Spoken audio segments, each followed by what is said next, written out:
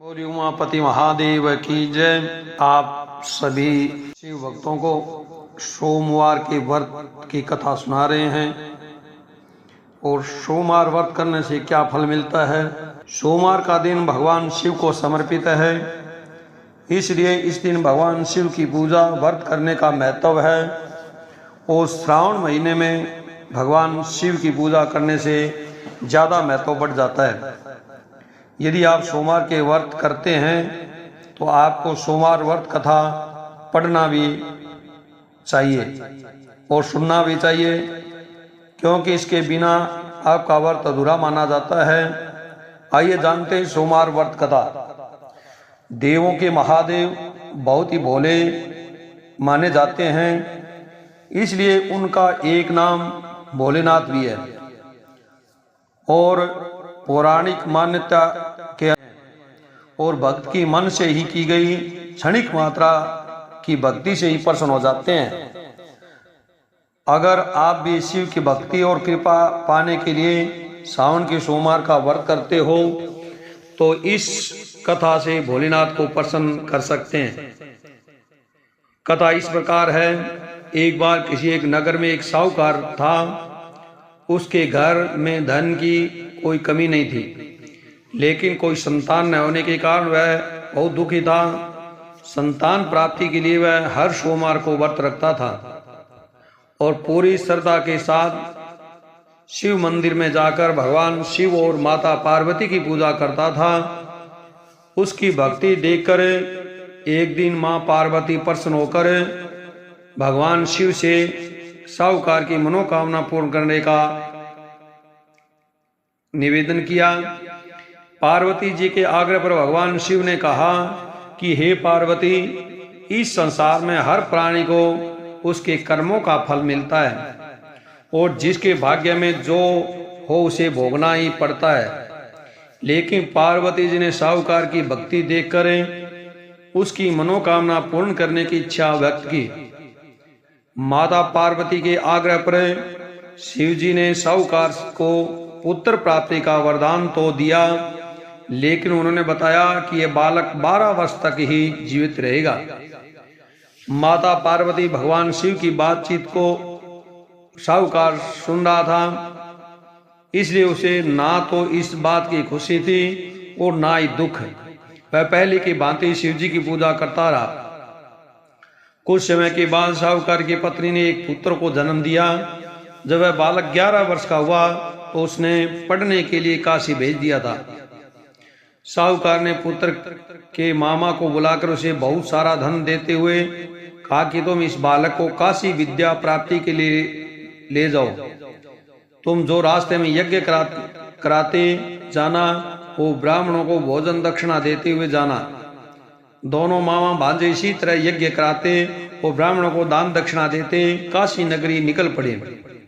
इस दौरान रात में एक नगर पड़ा। वहां नगर के राजा की कन्या का विवाह था, लेकिन जिस राजकुमार से उसका विवाह होने वाला था वह एक आंख से काना था।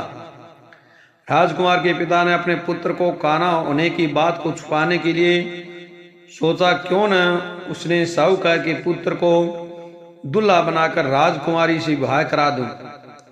विवाह के बाद उसको धन देकर विदा कर दूंगा और राजकुमारी को अपने नगर ले जाऊंगा। लड़के को दूल्हे के वस्त्र पहनाकर राजकुमारी से विवाह कर दिया गया। साहूकार का पुत्र ईमानदार था, उसे यह बात सही नहीं लगी, इसलिए उसने अवसर पाकर राजकुमारी के दुपट्टे पर लिखा कि तुम्हारा विवाह तो मेरे साथ हुआ है, लेकिन जिस राजकुमार के संग तुम्हें भेजा जाएगा वह एक आंख से एक काना है। मैं तो काशी पढ़ने जा रहा हूँ। तो राजकुमारी ने चुन्नी पर लिखी बातें पढ़ी तो उसने अपने माता पिता को यह बात बताई। राजा ने अपनी पुत्री को विदा नहीं किया, फिर बारात वापिस चली गई। दूसरी ओर साहूकार का लड़का और उसका मामा काशी पहुंचे। वहां जाकर उन्होंने यज्ञ किया। जिस दिन लड़का 12 साल का हुआ उस दिन भी यज्ञ का आयोजन था। लड़के ने अपने मामा से कहा कि मेरी तबीयत कुछ ठीक नहीं है। मामा ने कहा तुम अंदर जाकर आराम कर लो। शिव जी के वरदान अनुसार कुछ ही देर में उस बालक के प्राण निकल गए। मृत भांजे को देखकर उसके मामा ने विलाप करना शुरू किया। संयोगवश उसी समय शिवजी और माता पार्वती उधर से जा रहे थे।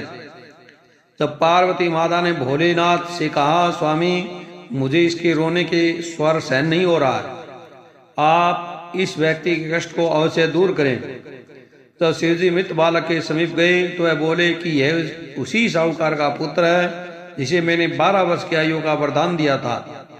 अब इसकी आयु पूरी हो चुकी है, लेकिन मातृभाव से विभोर माता पार्वती ने कहा कि हे महादेव, आप इस बालक को और आयु देने की कृपा करें, अन्यथा इसके वियोग में इसके माता पिता भी तड़प तड़प कर मर जाएंगे।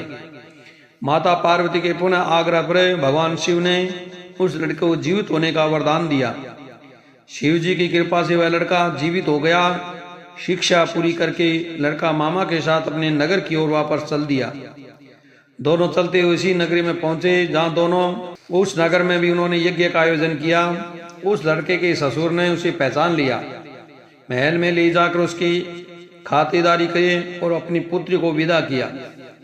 इधर साहूकार और उसकी पत्नी भूखे प्यासे रहकर बेटी की प्रतीक्षा कर रहे थे।